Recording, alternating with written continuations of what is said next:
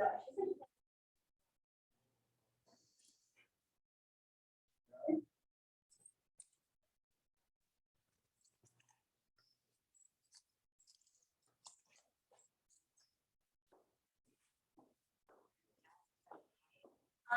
and welcome everyone to today's special Living History event with Edgar Allan Poe.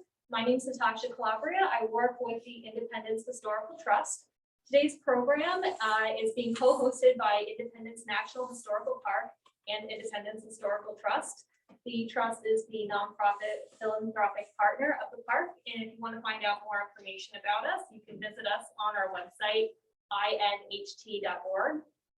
Today's program is being live streamed and recorded. There's going to be a question and answer session at the end of the program. So if you're viewing online, you can use the Q&A feature. So thank you so much for coming out today and for tuning in at home as we celebrate Edgar Allan Poe's 213th birthday. I'm now going to hand things over to Park Ranger David Powers and our special guest, Edgar Allan Poe. Thank you. So yes, I would like to say greetings and welcome to everyone to the Independence Visitor Center here at Independence National Historical Park. In a moment, I'm going to introduce you to an author who, yes, is good. He just celebrated his 213th birthday. This is a man who many of us all around the world have heard of. Even some American students have probably read some of his stories even before they got to high school itself. We've seen some of his works, such as Mask of the Red Death, Telltale Heart, Cast of Amontillado, Murders on the Rue Morgue, and we even have some of his famous poetry, such as Annabel Lee, The Bells, and even The Raven.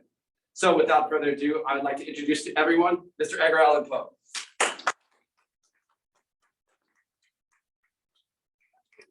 Thank you.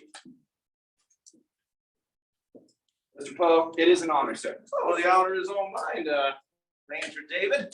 I must say it is nice to be back in Philadelphia, a city where I wrote what seemed to have become some very memorable stories. You know what? That actually leads me to my first question. It's something that I always wanted to know. What do you feel is your best story? Well, I've always been partial to Ligeia. Ligeia, the short story. Yes, it's a story that is about the death of a beautiful woman, which I've always believed is the world's most poetical topic. And it's also a story that explores the boundaries between life and death, which, as I wrote in another one of my tales, The Premature Burial, are at best shadowy and vague. Who is to say where the one ends and the other begins? Yes, these are definitely themes that you are known well for. Yes, only though I have been more appreciated for them during my lifetime. You know what? That brings me up to my next question. This is something that definitely can be a bit of a sensitive subject, I imagine, to you, though. Oh, I bet I know what's coming. Sorry, but I have to ask. I know. I mean, it is what most people are anxious to know about you. Spit it out. How did you die? Well, Ranger David, I am afraid that is something I shall have to keep you in suspense over. What I think that I'm the only one that doesn't. I'm not the only one here that wants to know. Correct? Yeah. Yeah, I understand, but again, I will have to keep you in suspense. So. Okay, why? Well, I have to admit, I've had so much fun listening to the theories over the years that people have come up with. Well, I hate to just end it all right now. Plus, you know, I would deprive somebody of discovering the answer by using their own powers of ratiocination, rational thinking. Oh. As someone credited with developing what I know you call today the detective story, you had to know that you know, watching what others deduce would appeal to me. So, if I'm understanding this correct, are you implying that none of the theories out there are actually correct? You will not trick me into narrowing it down. Perhaps one of the theories out there is correct. It's just that the ample proof has yet to be provided. You seem to be quite resolved on this issue. Indeed. Well, then, yes, that brings me up to another mystery that I'm sure people would love to know about. Who would you say is your greatest muse? Well, there you have me. There are so many to choose from. But to start at the beginning, there is Jane Stith Stannard, who I once described as the first purely ideal love of my soul. Now, I was only 14 years old when I became quite taken with it, but don't write that off as simply boyhood infatuation. Even following her tragic death, a memory would certainly inspire me into some of my earliest forays into poetry. To Helen, which I wrote, took over 14 years, or actually closer to 20, I believe, perfecting, was written with her in the forefront of my mind. Oh, and I must also say this, I would certainly be remiss if I did not also mention my beautiful wife, Virginia. Yes, Virginia. Quite possibly the inspiration for Annabel Lee. Well, that's another one that I will have to keep to myself, I'm afraid. You see, there are a number of women who actually claim credit for that. For the benefit of their reputations, I shall keep silent on that as well. Well, speaking of poetry, I cannot think of a better way to hear a poem being read than by the author themselves. Well, you flatter me, sir. What would you like to hear? Why not go straight to the top? The poem, one of your most famous poems that you actually received fame for within your own lifetime. You mean The Raven? None other. It is nice to hear that it is still so popular all these years later, even though it is a little bittersweet, as I only earned $9 for writing it. Oh, yes. Sorry about that. Can't be helped. Well, and I must say, as a football fan myself, it was good to hear that the poem was an inspiration for an NFL football team. I'm sorry, NFL what? Never mind, I'll explain it to you later. But yes, without further ado, Mr. Edgar Allan Poe and his poem, The Raven.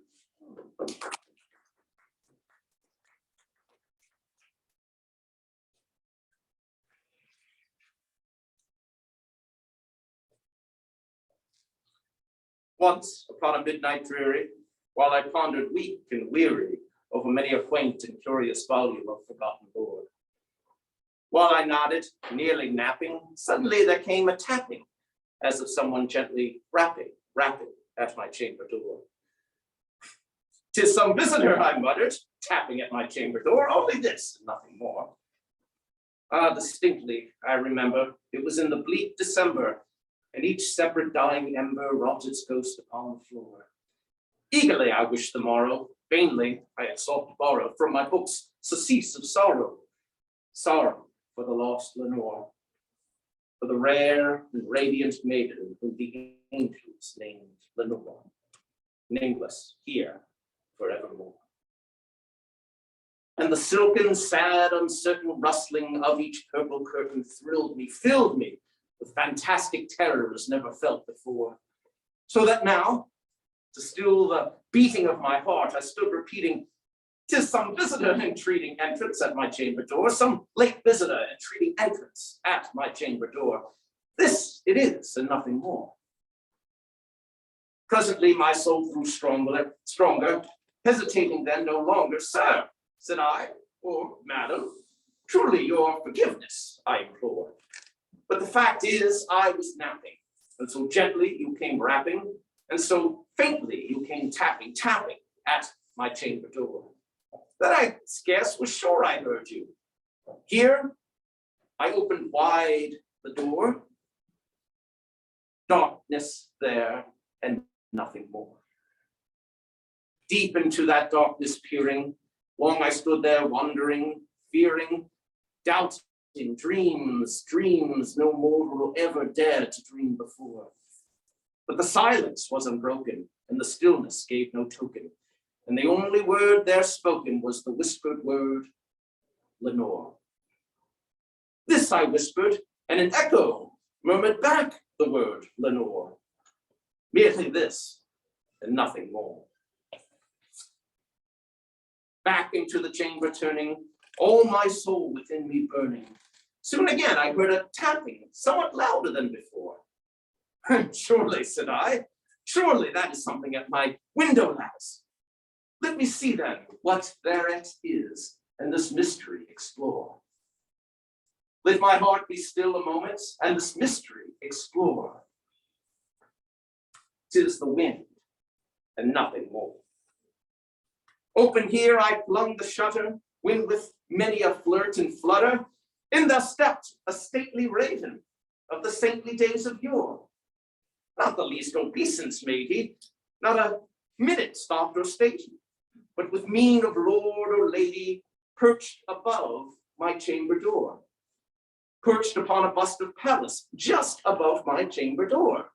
Perched and sat, and nothing more. Then this ebony bird beguiling my sad fancy into smiling, by the grave and stern decorum of the countenance it wore. Though thy crest be shorn and shaven thou, I said, art sure no craven. Ghastly grim and ancient raven, wandering from the nightly shore. Tell me what thy lordly name is on the night's Plutonian shore. Quoth the raven, nevermore. Much I marveled this ungainly fowl to hear discourse so plainly, though its answer little meaning, little relevancy bore. For we cannot help agreeing that no living human being ever yet was blessed with seeing bird above his chamber door. Bird or beast upon the sculptured bust above his chamber door, with such a name as nevermore. But the raven sitting lonely on the placid bust spoke only that one word, as if his soul in that one word he did outpour. Nothing farther than he uttered, not a feather than he fluttered, till I scarcely more than muttered, other friends have flown before, on the morrow he will leave me, as my hopes have flown before. Well, then the bird said, nevermore. Startled at the stillness broken by reply so aptly spoken, doubtless, said I, what it utters is its only stock in store, caught from some unhappy master whom unmerciful disaster followed fast and followed faster till his songs once burden bore, till the dirges of his hope that melancholy burden bore of never, nevermore. But the raven still beguiling all my fancy into smiling, straight I wheeled a cushioned seat in front of bird and bust and door. Then upon the velvet sinking, I betook myself to linking fancy unto fancy, thinking what this ominous bird of yore, what this grim, ungainly, ghastly, gaunted, ominous bird of yore meant in croaking nevermore.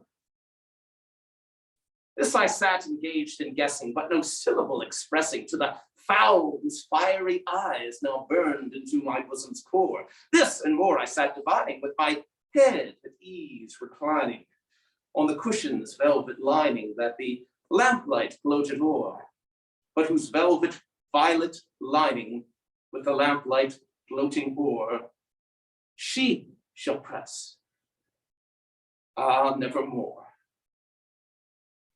Then methought the air grew denser, perfumed from an unseen censer, swung by seraphim whose footfalls tinkled on the tufted floor.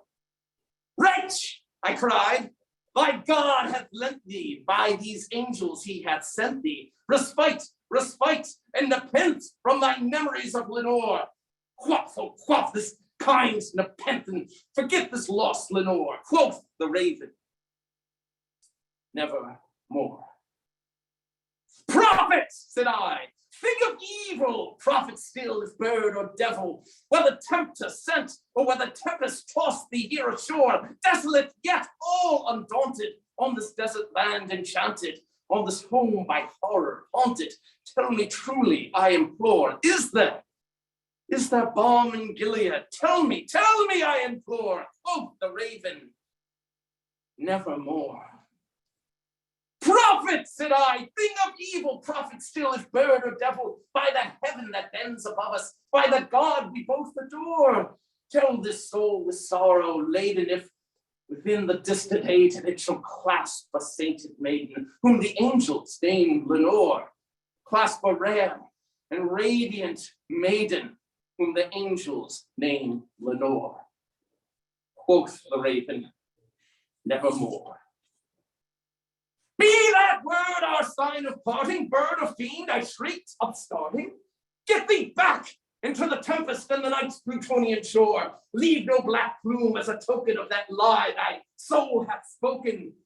Leave my loneliness unbroken, quit the bust above my door. Take thy beak from out my heart, and take thy form from off my door. Quoth the raven, nevermore.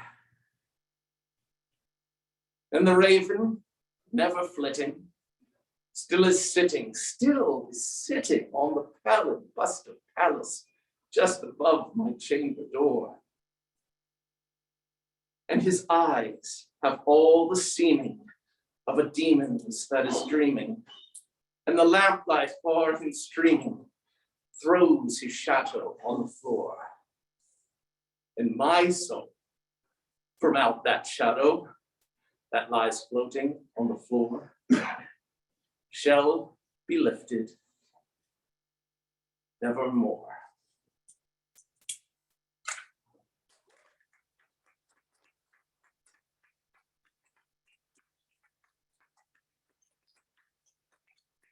That was wonderful. Thank you very much. Thank you. I am sure there is plenty of people other than myself that do have questions. We have both people here in person, and of course, we have people online. And I would love to give both opportunities to ask questions to Mr. Poe. We will first start out with the audience among us. Does anyone have a question that they would like to ask Mr. Poe? Yes, sir. When you were in the University of Virginia, what was your course of study? They never told us that there. Well, just so we know so the audience can hear, just in case they did not hear. Yes, the question how much the cost of study was when he attended the what was his course? course? Apologies. What did he study? What was the study of courses at the University of Virginia? Well, I delved pretty heavily into the classics, but as you may know, I was only there for a few months. So I was not really around long enough to really accumulate, enough for a, well, obviously not nearly enough for a degree. But no, I'm afraid due to some, well, maybe some not so wise decisions on my part, although I can certainly somewhat drag my my foster father into the situation here, because he did not really supply me with sufficient funds to continue my studies. If he had, who knows, perhaps I would have been a proud graduate of that university. So if we can ask the next question, if we have any from the online audience. Oh, not yet. Okay, until we do, does anyone else have a question for Mr. Poe? Yes, in the back, sir. In your poem, The Raven, was this an expression of the conflict between the fond memories you have of her and also the realities of what it was that may have been in that relationship? Oh, I think it is a matter of both, yes. Of course, I never actually state specifically who the real Lenore is, but certainly I experienced many moments over my lifetime of experiencing people's loss, people who I was, of course, quite close to, quite sad to see depart from this world. And I suppose at this point, of course, this is many, many years ago, trying to reflect back on this, something that I wrote in the 1840s. But indeed, I feel that was certainly in the forefront of my mind, the fact that I was coming around to concluding that people often leave you, in moments which are not always the most convenient. But indeed, yes, reflecting back on this, I would have to say that people departing and coming to the conclusion that they will never return, sometimes the reality of that tends to hit you in certain moments of your life. And I suppose to some degree that was what I was feeling when I did pen those words. I always felt that my other poem, Annabel Lee, although this was published after my death, but had a little bit more of a note of optimism there. The fact that not even death can conquer true love. Thank you for your question, sir. Just 1 second. Do we have any more questions from online? Yes. Did you prefer your home in Baltimore or Philadelphia more? Did you prefer your home in Baltimore or Philadelphia? Well, as I'm in Philadelphia, I will say Philadelphia. Very pragmatic, so yes. Question in the front here. What brought you to writing? What brought you to writing, sir? What brought me to writing? Well, I think the encouragement of others. Certainly, as I mentioned before, Miss Jane Stannard, one of my early muses in my career, was somebody who recognized that I had a talent for it. So I did have encouragement from the right sources, from the right places.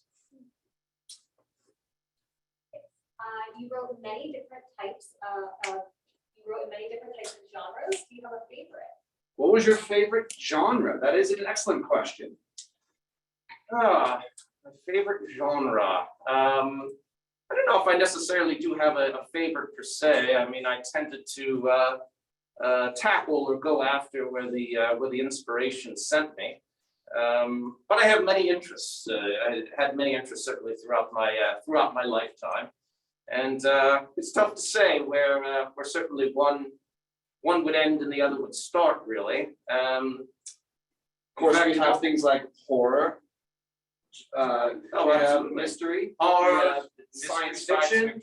Mystery, of course, tales of ratiocination, as we referred to it back in my time. Yes. I'm, of course, somebody who was always very intrigued with puzzles and finding answers to mysteries. So, indeed, that was certainly one of my big inspiration for tackling some of what have become my best known works.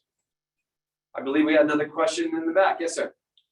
How do you find the magic to put these words to some conflict or emotion that seems almost like unexpressible, like sort of talking about the taste of chocolate? Somehow you find a way into it. It brings this passion out of the conversation. Well, writing for me became to a large degree a matter of necessity. I was trying to put food on the table, and sometimes when you actually have a deadline, when you're forced into writing something, you don't really have the time to sit down and dwell on things. You have to kind of really force yourself into them. Of course, I wrote some of my best known stories when my poor wife Virginia was suffering very badly from tuberculosis, coughing away in the room next to me. So yes, it was something that I had to really kind of force myself into. I didn't really have the time, I suppose, to sit around and wait for inspiration to hit. It was, to some degree, what I did was a labor of love, but it was also a labor of necessity as well. You mentioned your wife being ill with tuberculosis. It's my impression that this is something that surrounded your life many times throughout it. Oh, indeed, yes. My brother Henry, for instance, passed away from that horrible illness. And of course, my mother, my foster mother, it was a disease that continued to crop up in various ways throughout my lifetime. And how do you believe that this impacted you? Oh, well, I suppose there are many ways in which it could have. Certainly, it's not something that I guess I was necessarily consciously aware as I was scribbling away, but indeed, maybe it was often crept its way into the subconscious. Of course, everyone's experiences, every artist's experiences, inspire them when they compose, and certainly these experiences did certainly, I think, inspire me. I think it is fair to say that. But again, nothing that I was necessarily consciously aware of at the time. But certainly, if you look back on many of my works, there is indeed something of a pattern there. Indeed. Do we have another question from the online audience? Yes, we have two youngsters, Jordan, age 6, and Owen, age 9, would like to know why the Raven kept saying nevermore. Why did the Raven keep saying nevermore? Excellent question. Why did the Raven keep saying nevermore? Well, Jordan and Owen, let me think about this for just a moment here. Well, this did seem to be something that the protagonist in this particular poem needed a bit of reminding of. He was, indeed, perhaps not really at that point or up to that point, it really kind of hit him that his lost love, Lenore, was never going to return to him.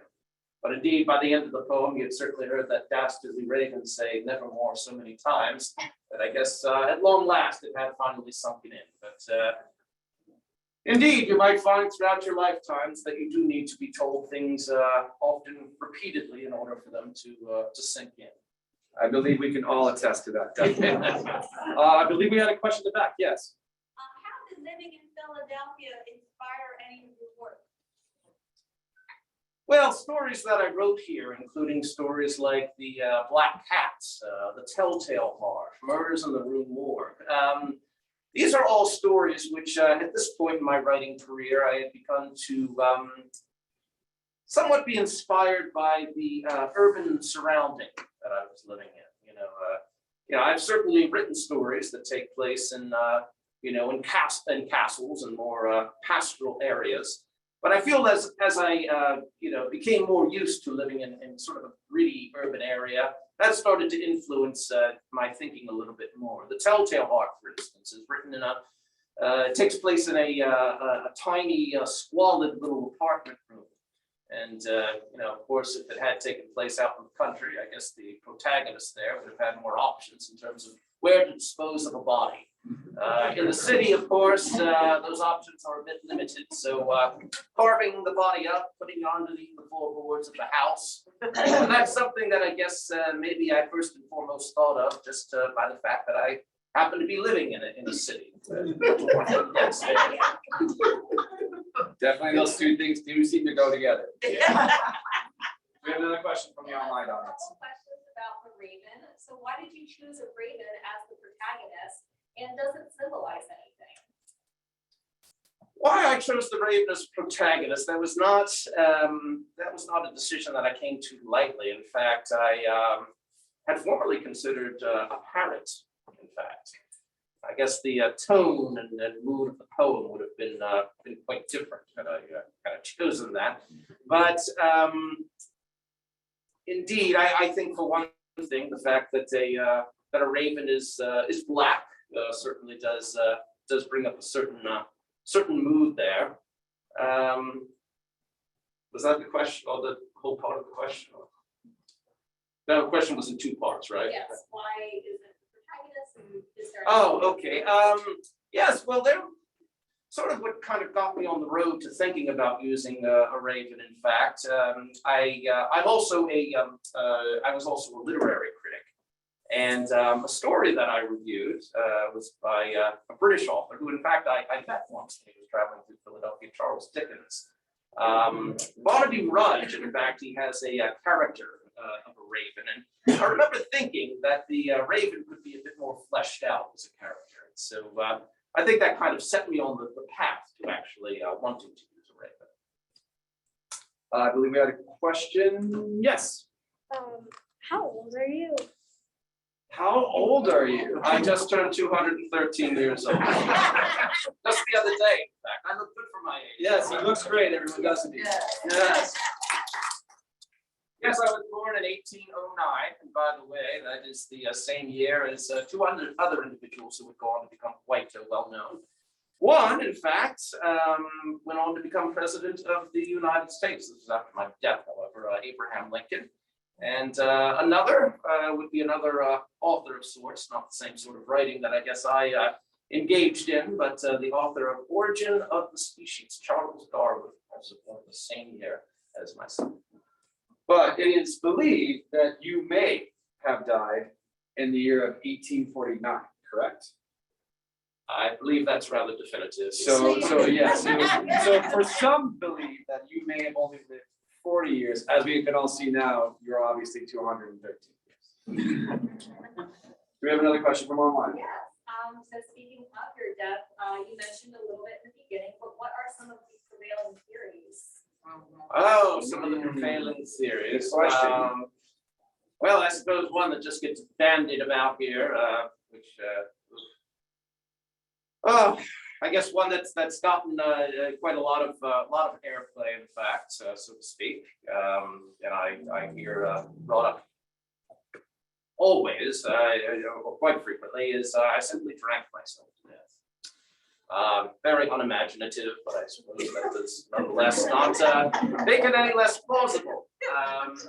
There's also the pooping scheme theory, and that has to do with, well, you can think of it as a 19th century way of committing election fraud that was in fact rather common in my day, whereby somebody would be kidnapped, cooped up, hence we get a pooping scheme, that is kept prisoner in an attic or a basement or what have you, and then on election day, liquored up, and then taken from one polling place to the next and forced to be a repeat voter. There's also one that I rather enjoy, one that I believe came about rather recently, if I'm not mistaken, the late 20th century, which is that I died from being infected by rabies. And just out of curiosity, do we know where this might have come from then? I don't remember you ever being fond of dogs. Well, I do write about a dog in the narrative life of Arthur Gordon Pym, Yes. my one and only novel. But I'm also fond of cats as well, although you'd never know it from some of my stories. But I'm not, I don't know. Take it up with the person who dreamed it up. Very well.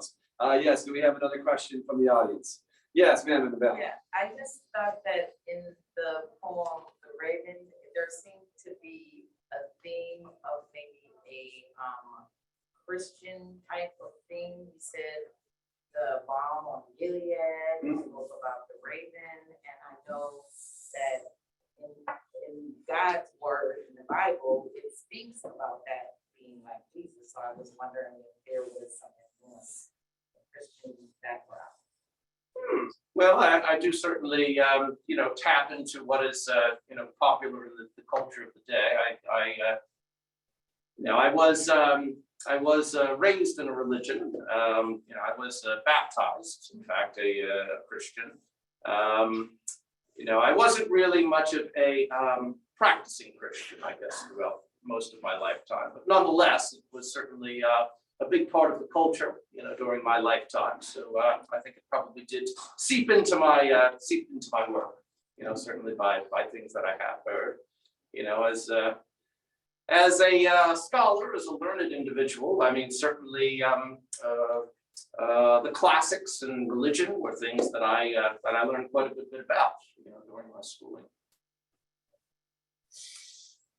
Any more questions from online? Yes.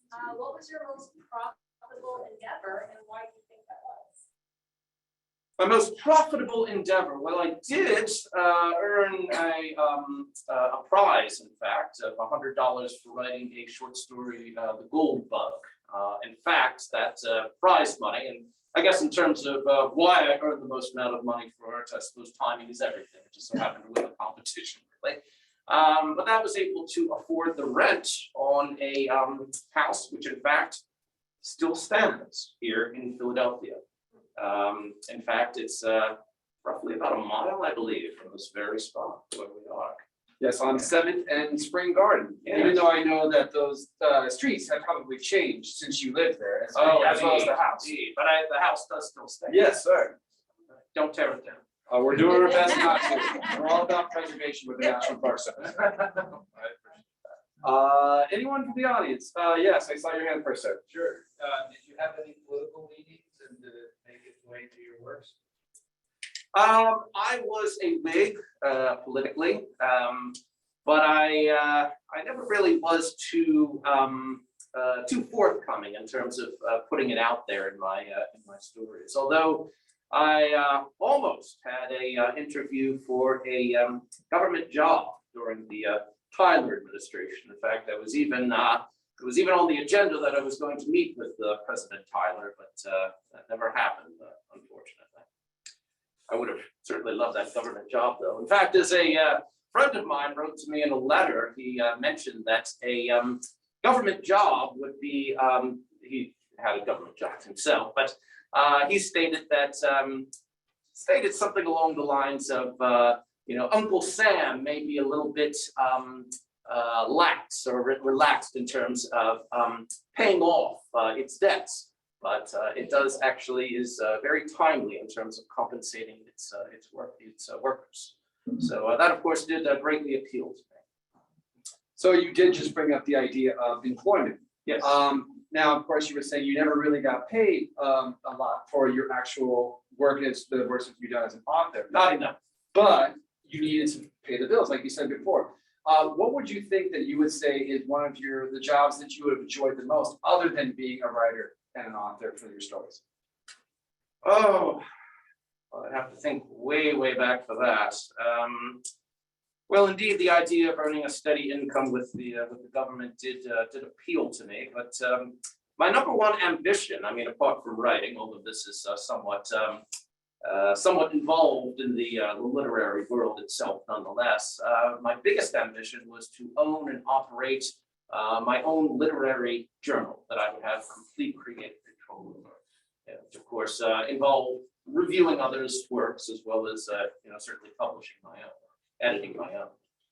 Were you ever able to establish such an endeavor? Briefly, all too brief, but yes, up in New York City, I did accomplish this goal for 6 months, but unfortunately, that's all it ran for. Unfortunately, lack of funds stood in the way of keeping that going. Definitely regrettable, sir. Any more questions from the online audience? Yes. Can you tell us a bit more about your writing practice? Was it first thing in the morning, late at night, at home? Did you go out to write?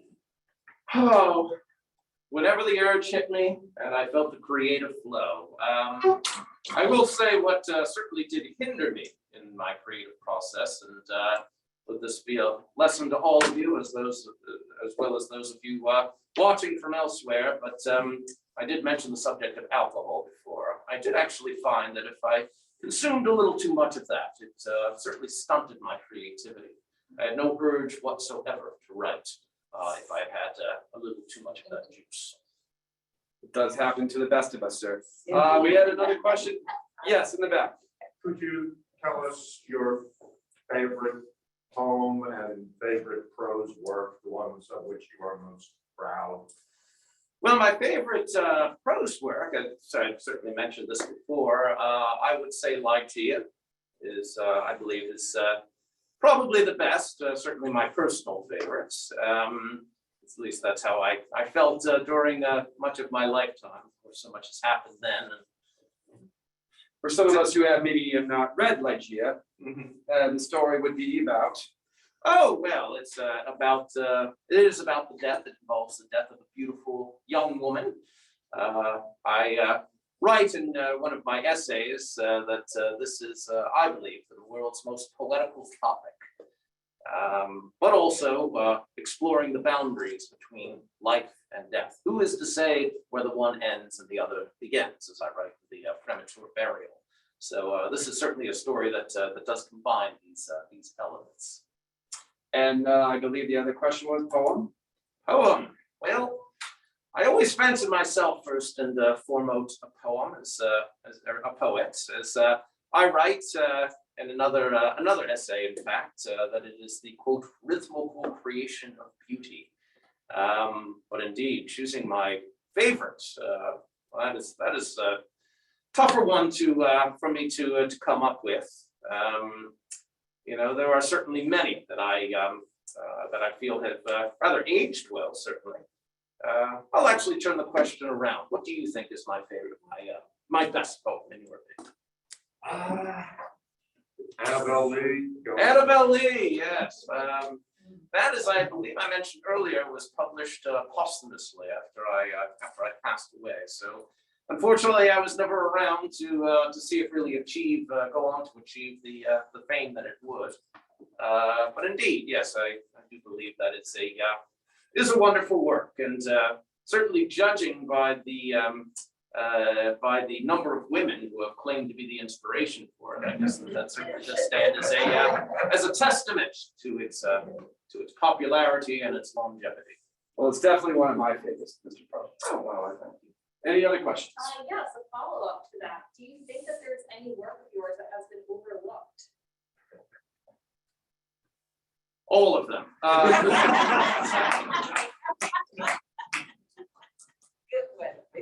Yes, agreed. Any more questions from the audience?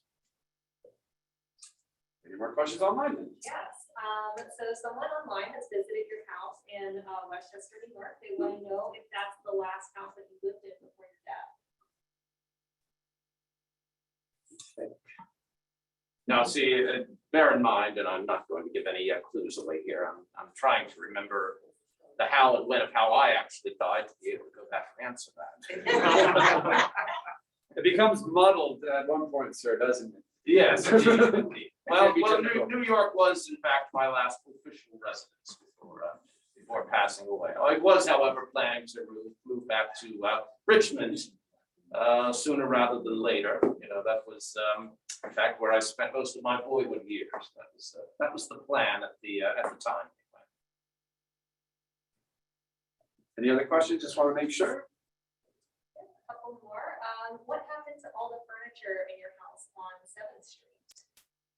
I don't know what did happen to it. No, when I lived there, it was a rental unit. So I actually did not own any of the furnishings there, or at least nothing that was so big that I could carry away with me. Yes. Yes, we have one last question from online. Someone said there's a theory related to diabetes about your death. Could you expand on that? Interesting. Just the theory. It's become a bit of a cottage industry. Diabetes added to the list. In fact, I hadn't even really heard of that. But yes, but you can all see why I'm amused at this. If I were to answer that question, it would take all this guessing away. Any more questions? Nope, that's everything that we have online. To the audience, please, any more questions that you have for Mr. Poe? Yes, sir. What was your first piece and how old were you? I've forgotten. As a young boy, I certainly dabbled around with many pieces. I honestly cannot remember, sir. I remember, early on in my career, in early work that I published, Tamerlane and other poems. If I want to go back to the earliest publications of my works. Tamerlane, Al Araf, it's all a bit blurry to me now, but those were poems, certainly that I worked rather hard on as a younger man. As I got older, however, and became more experienced in the craft, I tended to be, I believe, much more concise in my writing style, and that's why I guess the works probably later on in my career end up becoming what I am most well known for today. Yes, for many of us, hindsight is not 20/20. No. So it is obviously okay. Yes, in the back. Okay, I would like to know about the Mask of the Red Death. That's one of your short stories. Yes. And then, I always would have your name come up around Vincent Price. Like he would, I guess he would do some of your poems. And so I would be a little afraid. So is there a particular person that I know that you're now dead, but that you believe has portrayed or done some of your poems and really makes you proud? Well, it's difficult to surpass Mr. Price. He certainly did have quite a knack for reciting my works. In terms of the movies that came out about my writings, though, I can't really be quite as kind, I suppose. They tended to deviate from much of what I had actually written. But another actor, Mr. Christopher Walken, Yes. does an excellent recitation of The Raven, the poem that I wrote a short while ago. If you have not heard it, I would certainly recommend going and search it. Yes. And then what is the Mask of the Red Death? Mask of the Red Death. Well, that is a story that I set in medieval Europe. It's a story about a plague which is ravishing in much of the area in which the inhabitants of the story reside. Perhaps they should have been wearing masks. But indeed, it does seem to be, it's a very contagious illness, very devastating and unforgiving illness, in fact. And the prince of the area, prince of the kingdom, he actually, Prince Prospero, he gathers people that he actually wants to survive, gathers them together in his castle and just basically shuts the outside world off. But it cannot, however, fool the Red Death. The Red Death does actually make its way into the castle. And of course, takes the life of everyone residing there. Would you say then that maybe some of your experiences with, as we talked before about tuberculosis, may have added to the idea of the Red Death, this merciless disease that kills people? Well, indeed, it probably did work its way up through my subconscious. I think it is fair to deduce that. Any other questions? No other questions. Just some people tuning in from Baltimore to say thank you. Most welcome. So then definitely, I would like to say on behalf of the National Park Service, we were honored to have you here and honored to have you read one of your most famous poems. I hope to think that everyone enjoyed the program. I certainly know that I did. Oh, my. So thank you.